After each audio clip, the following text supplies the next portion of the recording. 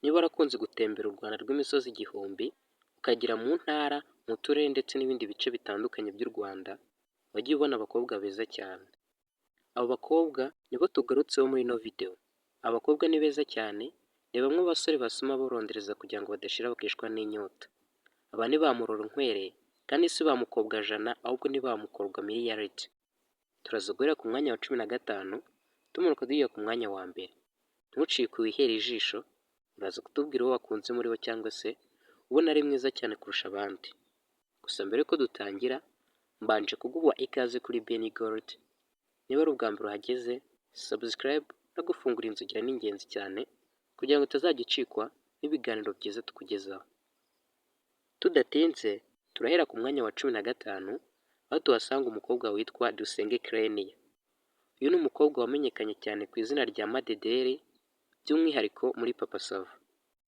Uyu akaba ari umukobwa ukunzwe cyane bitewe n'ubwiza, haba uburyo avuga, uburyo aseka ndetse n'uko yitwara.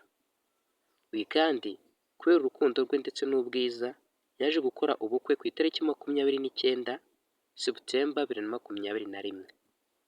Urumva yuko yaje gukundwa ndetse akaba yanashyingirwa bitewe n'ubwitonzi bwe. Uyu kandi yagiye ahabwa impano zikomeye cyane kuko ku itariki 12 z'ukwa 11 2023 yahawe impano y'imodoka ikomeye cyane, ayihabwa na Rugamba Faustin. Urumva yuko uyu Dusenge Clenia ari umukobwa mwiza kandi ukunzwe, bikaba byatumye agaragara kuri uwo mwanya wa 15. Tudatinze tugiye ku mwanya wa 14. Ku mwanya wa 14 turasanga umukobwa witwa Cyuzuzo Beyonce. Uyu akaba yaramenyekanye cyane nk'umufotogarafe ku mbuga nkoranyambaga zitandukanye. Uyu kandi akaba yaravutse ku itariki 13 z'ukwezi kwa 5 2005. Urumva yuko ari umukobwa ukiri muto, ariko akaba yarabaye icyamamare bitewe n'ubwiza bwe, akaba yarigaruriye imitima ya benshi.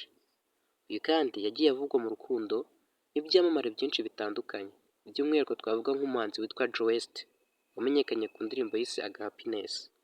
Uyu Cyuzuzo Beyonce yakomeje kwigarurira imitima ya benshi bitewe n'uko aseka, uko ateye ndetse n'uko yitwara. Amenyekana kandi nk'umufotogarafe ukomeye cyane mu Rwanda. Tudatinze tugiye ku mwanya wa 13. Ku mwanya wa 13 turasanga umukobwa witwa Uwera Judith. Uyu yamenyekanye ku izina rya Zuba Judy ku mbuga nkoranyambaga zitandukanye. Uyu kandi buri mwaka ku itariki 29 z'ukwezi kwa 3 yizihiza birthday cyangwa se itariki y'amavuko. Uyu kandi akaba ari umukinnyi wa filime ukomeye cyane. Yatangiye akora utuvideo dushekeje cyane ku rubuga rwa TikTok, arakundwa bituma yigarura imitima ya benshi. Nyuma yaho yaje kwinjira no muri sinema nyarwanda. Ibi bituma Uwera Judith cyangwa se Zuba Judy akomeza kuba icyamamare ndetse no kwigarura imitima ya benshi. Bikaba byatumye agaragara kuri umwanya wa 13 w'abakobwa beza kandi bakunzwe cyane mu Rwanda kurusha abandi. Tudatinze tugiye ku mwanya wa 12 aho tuhasanga umukobwa mwiza cyane witwa Kayumba Darina.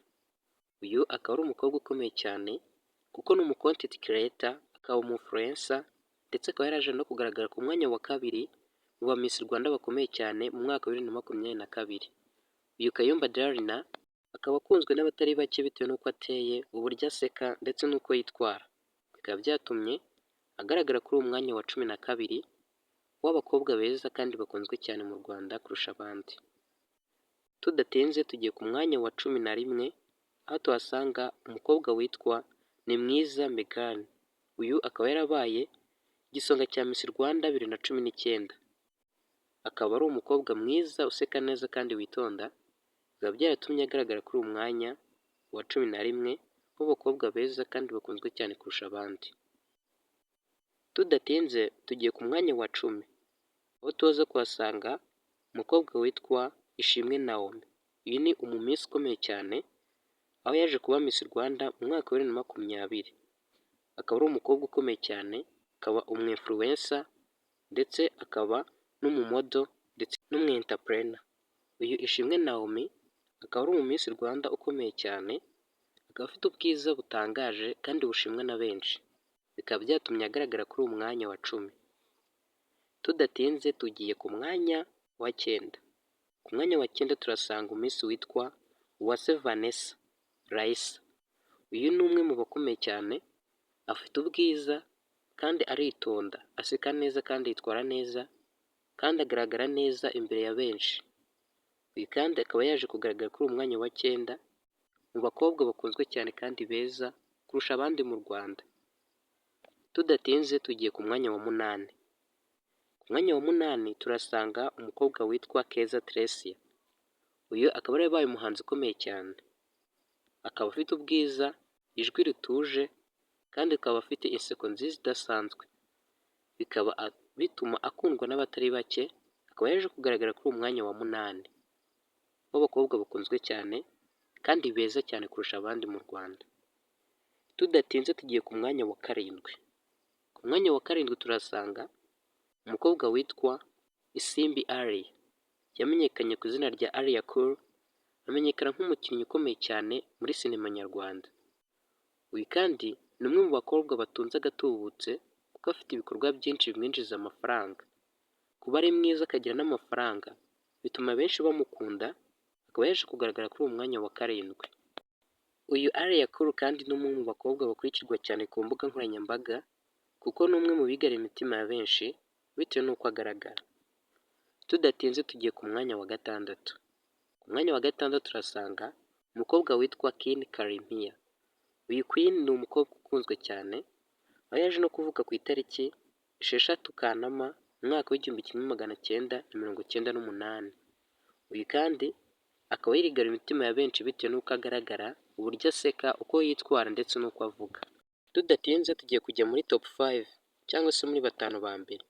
Gusa mbere yuko tubageraho, nagira ngo nkwibutse niba ari ubwa mbere ugeze kuri uyu wacu wa YouTube, ukore subscribe ufungure n'inzogera kugira ngo utazajya ucikwa na update z'ibyegeranyo tukugezaho, cyane cyane ku bahanzi, abakinnyi ba filimi, abakinnyi ba komedi, ab'umupira, haba mu Rwanda, Afurika ndetse no ku yindi migabane y'isi itandukanye. Wibuke gutanga igitekerezo cyawe muri comment cy'umukobwa ubona ari mwiza cyane kurusha abandi, wagakwiye kugaragara muri top 5 cyangwa se muri bano bakobwa 15 tugarutseho muri ino video. Wibuke gutanga share ku bantu benshi kugira ngo nabo babone amahirwe yo kujya babona video tunyuze kuri uyu wacu wa YouTube. Tudatinze reka tujye ku mwanya wa 5 aho tuhasanga Miss Nshuti Muheto Divine. Uyu akaba ari Miss Rwanda ukomeye cyane, aho yaje kuba Miss Rwanda w'igitangaza, ufite ubwiza budasanzwe ndetse n'imyitwarire ishimwa na benshi. Uyu akaba afite inseko nziza, utambuka neza kandi yigaragaraza neza imbere ya benshi. Bikaba byatumye yigarura imitima y'abatari bake mu Rwanda ndetse no hanze. Bikaba byatumye agaragara kuri uyu mwanya wa 5. Tudatinze tugiye ku mwanya wa 4 aho tuhasanga umukobwa witwa Kate Bashabe. Uyu akaba ari umukobwa ukomeye cyane, akaba ari entrepreneur uzwi cyane mu Rwanda ndetse no hanze. Uyu Kate Bashabe ni umwe mu bakobwa kandi batunze agatubutse cyangwa se amafaranga menshi cyane kuko afite ibikorwa byinshi bitandukanye bimwinjiza amafaranga atari make. Haba kuba ari icyamamare, akaba yinjiza binyuze ku mbuga nkoranyambaga akoresha kuko akorana na kampani zitandukanye zaba iz'ubucuruzi ndetse n'izikora ibikoresho by'ikoranabuhanga. Uyu Kate Bashabe akaba anafite na business ze ndetse n'ibindi bikorwa bimwinjiriza amafaranga. Bikaba byatumye agaragara kuri uyu mwanya wa 4 nk'umukobwa mwiza cyane kurusha abandi mu Rwanda. Tudatinze tugiye ku mwanya wa 3 aho tuhasanga Miss witwa Teta Sandra. Uyu ni Miss ukomeye cyane, ufite ubwiza, inseko nziza, intambuko kandi akaba agaragara neza imbere ya benshi. Uyu bikaba byatumye agaragara kuri uyu mwanya wa 3.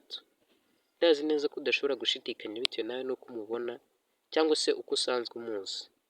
Uyu Teta Sandra nta mpamvu yo guhakana ko ashobora kugaragara kuri uyu mwanya wa 3. Tudatinze tugiye ku mwanya wa 2. Ku mwanya wa 2 turasanga Miss witwa Mutesi Aurore. Uyu ni Miss ukomeye cyane bitewe n'ubwiza bwe. Akaba afite inseko nziza ishimwa na bose ndetse n'imyitwarire igaragaza ko ari umukobwa w'umunyarwanda wa nyawe. Bikaba byatumye agaragara kuri uyu mwanya wa 2 nk'umukobwa mwiza cyane kurusha abandi. Tudatinze tugiye ku mwanya wa 1.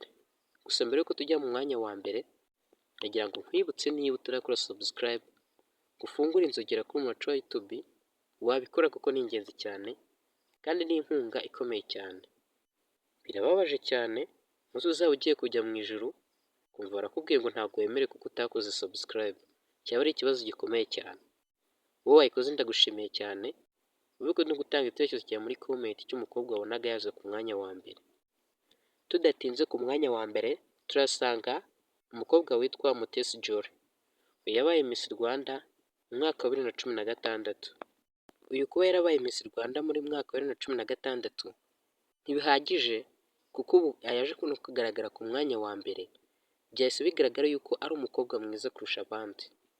Waraza kutubwira muri comment ko wabonye ino video ndetse n'umukobwa wabonaga yaza ku mwanya wa mbere. Nizeye ko wakoze subscribe, like, share na comment ugafungura inzogera kugira ngo utazacikwa na video nziza z'ubutaha. Ukomeze kugira ibihe byiza cyane.